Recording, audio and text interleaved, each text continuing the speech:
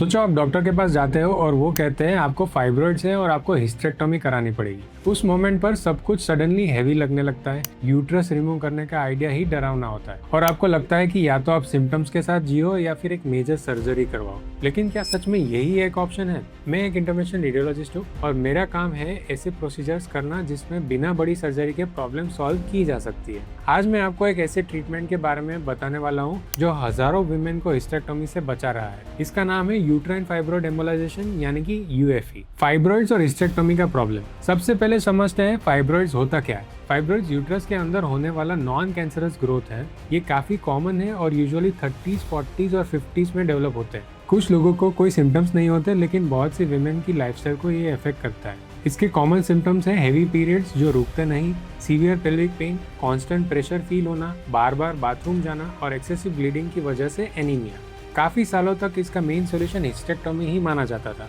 मतलब यूट्रस को completely remove कर देना। ये प्रॉब्लम को परमानेंटली सॉल्व करता है, लेकिन ये एक मेजर सर्जरी है। हॉस्पिटल स्टे ज्यादा होता है और रिकवरी 6 से 8 वीक्स तक चल सकती है और ऑब्वियसली उसके बाद प्रेगनेंसी पॉसिबल नहीं होती। इसलिए बहुत सी विमेन के लिए ये डिसीजन इमोशनली भी बहुत टफ होता है। अब बात करते हैं एक मॉडर्न और मिनिमली इन्वेसिव ऑप्शन की। यूट्राइन फाइब्रॉइड एम्बोलाइजेशन या यूएफई एक ऐसा प्रोसीजर है जिसमें यूट्रस को रिमूव नहीं किया जाता। इसमें हम सिर्फ फाइब्रॉइड्स का ब्लड सप्लाई बंद कर देते हैं, जिससे फाइब्रॉइड्स श्रिंक हो जाते हैं और धीरे धीरे खत्म हो जाते हैं। अब समझते हैं प्रोसीजर कैसे होता है। मैं एक छोटा सा एंट्री पॉइंट बनाता हूँ, यूजुअली रिस्ट या ग्रोइन एरिया में। इसके थ्रू एक पतली सी ट्यूब, जिसे कैथेटर बोलते हैं, आर्टिस्ट के अंदर डाली जाती है। रियल टाइम इमेजिंग के थ्रू हम एग्जैक्टली उन वेसल्स तक पहुंचते हैं जो फाइब्रॉइड्स को ब्लड सप्लाई दे रही होती है। फिर हम वहां माइक्रोस्कोपिक पार्टिकल्स रिलीज करते हैं जो उन वेसल्स को ब्लॉक कर देते हैं। इसके बाद फाइब्रॉइड्स को ब्लड मिलना बंद हो जाता है और वो धीरे धीरे श्रिंक हो जाते हैं। प्रोसीजर यूजुअली 1 घंटे के अंदर खत्म हो जाता है और क्योंकि कट बहुत छोटा होता है, स्टिचेस की भी जरूरत नहीं पड़ती।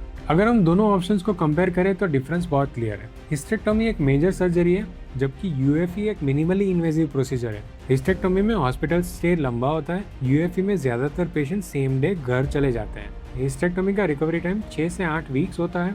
यूएफई में यूजुअली 1 वीक के अराउंड रिकवरी हो जाती है। और सबसे इम्पोर्टेंट पॉइंट, हिस्टेरेक्टोमी में यूट्रस रिमूव हो जाता है, यूएफई में यूट्रस सेफ रहता है। इफेक्टिवनेस की बात करें तो अराउंड 90% वीमेन को सिम्टम्स में सिग्निफिकेंट रिलीफ मिलता है और 6 महीने के अंदर फाइब्रॉइड्स की साइज काफी हद तक रिड्यूस हो जाती है। अगर आपको हेवी ब्लीडिंग, पेल्विक पेन या फाइब्रॉइड्स की वजह से डिस्कम्फर्ट हो रहा है तो आप यूएफई के लिए कैंडिडेट हो सकते हो। ये स्पेशली उन वीमेन के लिए बेस्ट ऑप्शन है जो सर्जरी अवॉइड करना चाहते हैं या जिनको जल्दी रिकवरी चाहिए या जो अपना यूट्रस प्रिजर्व करना चाहते हो। एक और एडवांटेज ये है कि यूएफई में एक साथ मल्टीपल फाइब्रॉइड्स ट्रीट किए जा सकते हैं, लेकिन हर केस में ये सूटेबल नहीं होता। जैसे प्रेगनेंसी या एक्टिव इन्फेक्शन के केसेस में ये रिकमेंड नहीं किया जाता। इसलिए प्रॉपर कंसल्टेशन और इमेजिंग जैसे अल्ट्रासाउंड या एमआरआई जरूरी होता है। एक चीज जो मुझे पर्सनली कंसर्न करती है वो ये है कि बहुत सी विमेन को आज भी यूएफई के बारे में बताया नहीं जाता। कई केसेस में डायरेक्टली सर्जरी सजेस्ट कर दी जाती है, जबकि एक effective non surgical option available होता है।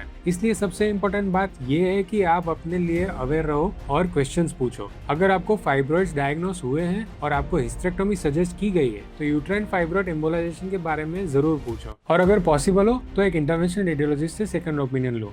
आपके पास ऑप्शंस है, आपको अपनी बॉडी के साथ कॉम्प्रोमाइज करने की जरूरत नहीं है। आप फाइब्रॉइड से रिलीफ पा सकते हो बिना यूट्रस लूज किए। अगर आपको ये इन्फॉर्मेशन हेल्पफुल लगी हो तो इसे शेयर करो और अगर आपका कोई क्वेश्चन है कमेंट्स में जरूर पूछो।